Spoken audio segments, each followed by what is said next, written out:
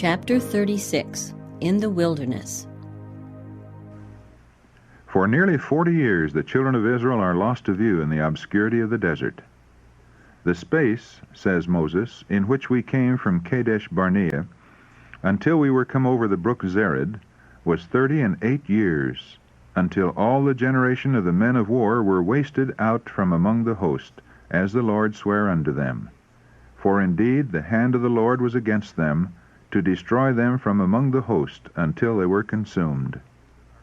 Deuteronomy chapter 2, verses 14 and 15. During these years the people were constantly reminded that they were under the divine rebuke. In the rebellion at Kadesh they had rejected God, and God had for the time rejected them.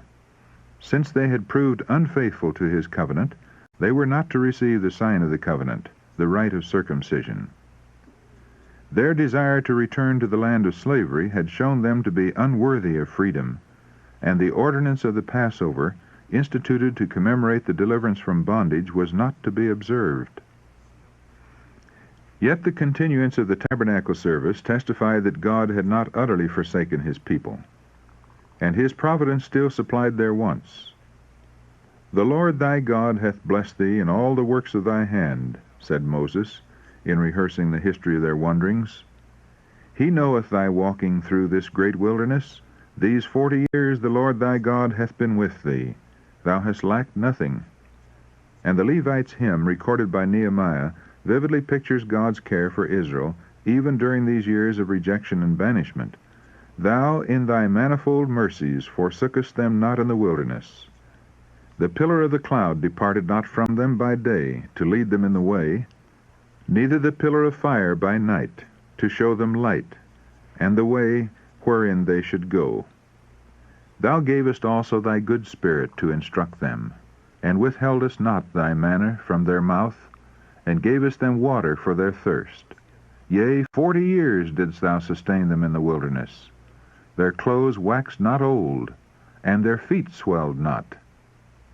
Nehemiah chapter 9, verses 19 to 21. The wilderness wandering was not only ordained as a judgment upon the rebels and murmurers, but it was to serve as a discipline for the rising generation, preparatory to their entrance into the promised land. Moses declared to them, "As a man chasteneth his son, so the Lord thy God chasteneth thee, to humble thee, and to prove thee, to know what was in thine heart, whether thou wouldst keep his commandments or no. And he suffered thee to hunger, and fed thee with manna, which thou knewest not, neither did thy fathers know, that he might make thee know that man doth not live by bread alone, but by every word that proceedeth out of the mouth of the Lord doth man live." Deuteronomy chapter 8, verses 5, 2, and 3. "He found him in a desert land, and in the waste, howling wilderness. He led him about, he instructed him, he kept him as the apple of his eye. In all their affliction he was afflicted, and the angel of his presence saved them. In his love and in his pity he redeemed them, and he bare them and carried them all the days of old." Deuteronomy chapter 32, verse 10, and Isaiah chapter 63, verse 9. Yet the only records of their wilderness life are instances of rebellion against the Lord.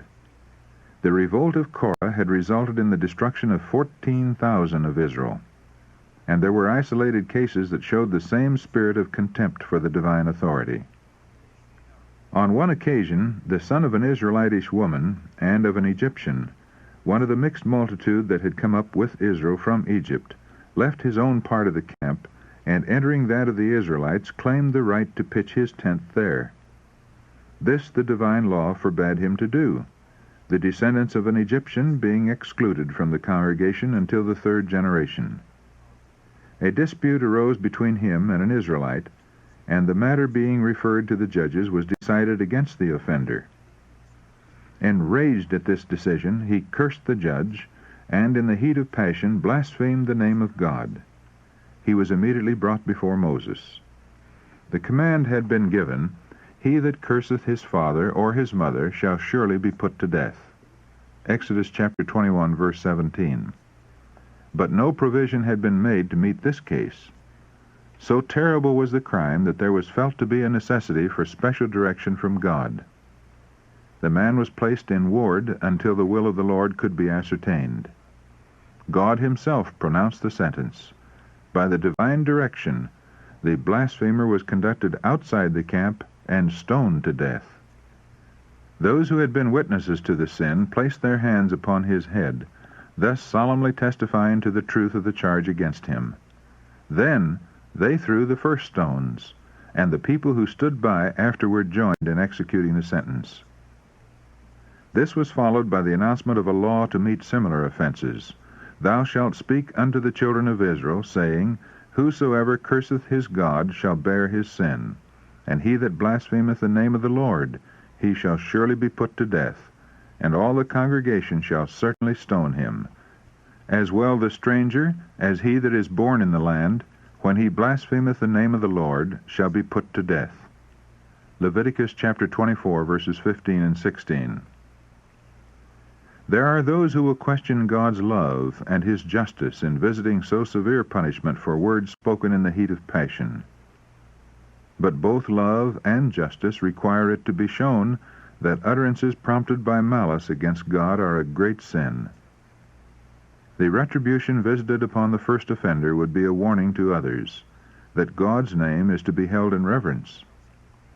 But had this man's sin been permitted to pass unpunished, others would have been demoralized, and as the result, many lives must eventually have been sacrificed. The mixed multitude that came up with the Israelites from Egypt were a source of continual temptation and trouble. They professed to have renounced idolatry and to worship the true God, but their early education and training had molded their habits and character, and they were more or less corrupted with idolatry and with irreverence for God. They were oftenest the ones to stir up strife, and were the first to complain, and they leavened the camp with their idolatrous practices and their murmurings against God. Soon after the return into the wilderness, an instance of Sabbath violation occurred under circumstances that rendered it a case of peculiar guilt. The Lord's announcement that he would disinherit Israel had roused a spirit of rebellion.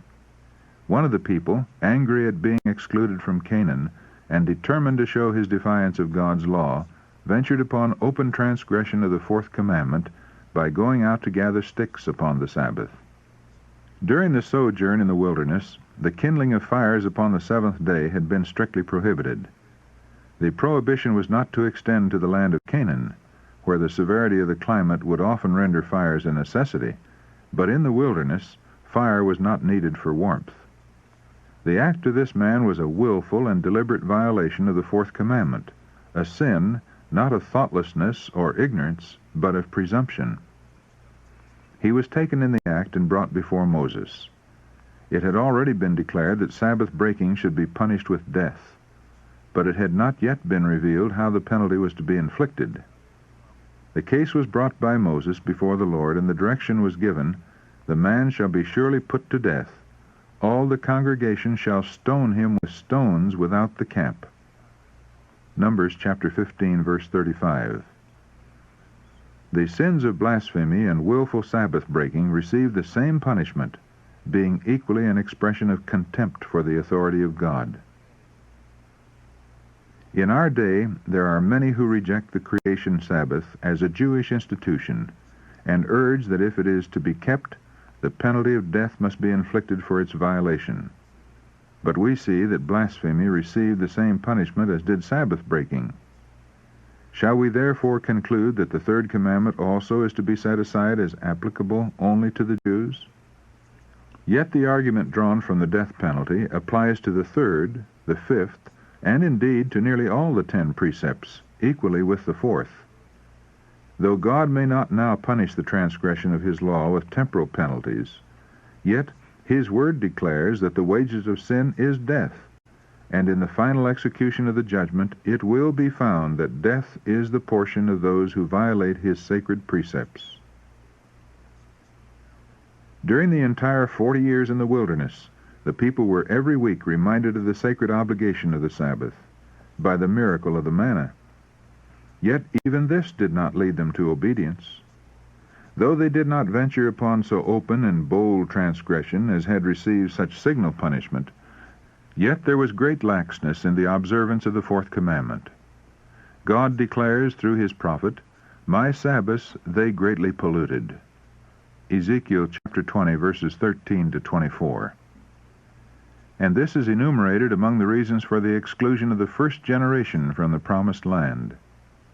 Yet their children did not learn the lesson. Such was their neglect of the Sabbath during the 40 years' wandering, that though God did not prevent them from entering Canaan, he declared that they should be scattered among the heathen after the settlement in the land of promise. From Kadesh the children of Israel had turned back into the wilderness, and the period of their desert sojourn being ended, they came, even the whole congregation, into the desert of Zin in the first month, and the people abode in Kadesh. Numbers chapter 20, verse 1. Here Miriam died and was buried. From that scene of rejoicing on the shores of the Red Sea, when Israel went forth with song and dance to celebrate Jehovah's triumph, to the wilderness grave which ended a lifelong wandering, such had been the fate of millions, who with high hopes had come forth from Egypt. Sin had dashed from their lips the cup of blessing. Would the next generation learn the lesson? For all this they sinned still, and believed not for his wondrous works. When he slew them, then they sought him, and they returned and inquired early after God. And they remembered that God was their rock, and the high God their Redeemer. Psalm 78, verses 32 to 35. Yet they did not turn to God with a sincere purpose. Though when afflicted by their enemies they sought help from him who alone could deliver, yet their heart was not right with him, neither were they steadfast in his covenant. But he, being full of compassion, forgave their iniquity, and destroyed them not. Yea, many a time turned he his anger away, for he remembered that they were but flesh, a wind that passeth away and cometh not again. Verses 37 to 39.